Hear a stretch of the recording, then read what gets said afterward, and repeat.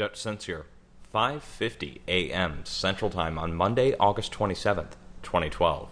And been up all night, guys, covering the earthquakes, just making sure everything else kind of stayed stable after the 7.4 and bringing updates as I can on the swarm and the large earthquake and also the severe weather that's going on.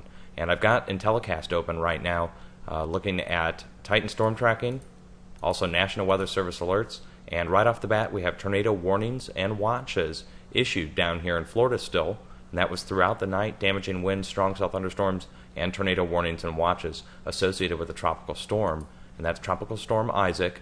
I want you to take a look at the tracks and where they're all projected as going.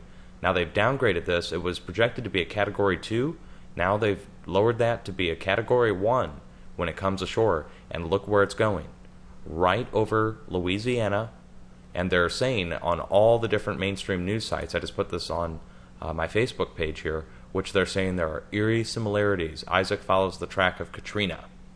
They just had to drop the K word on that. So when you come over here and look at where it's going, it's also going to come right over Bayou Corn, the area that had the sinkhole and the butane dome and the collapse, and it's going to dump a lot of rain over the area for sure. Feet of rain will fall with this storm.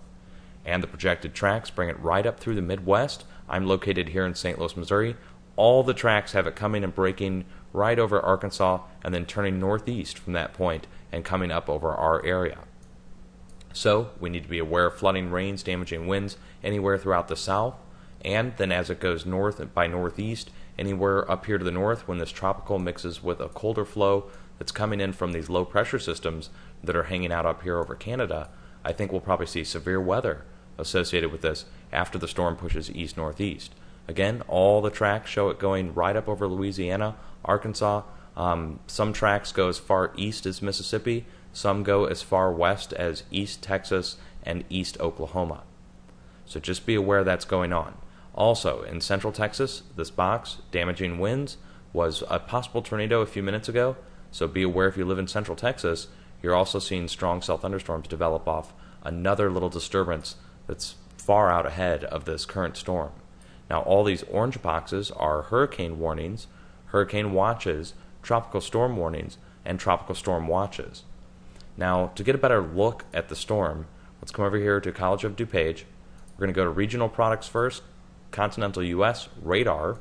We'll load that up, and you'll see the storm down here over Florida. Radar only has a certain extent out to sea, so you'll only see sections of that, but you can see the overall spin on the storm and which way it's headed. It was already over Key West, heading back out to sea. Just take a look at it and which way it's headed. It's a big storm, and that's not counting everything else that was going on overnight with the severe weather in the Midwest.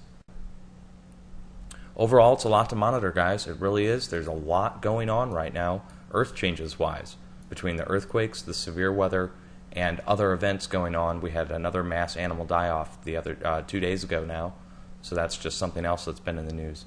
So if you get any confirmation stories on any of this, go ahead and put them down below. Have a severe weather plan ready and be prepared anywhere down here in the southern states. We're going to have to watch the sinkhole. Definitely going to have to watch the sinkhole with this amount of water coming that way. It's just not a good development for that whole area. And then we also need to watch for the severe weather that develops off of this storm once it comes east-northeast. Hang in there, folks.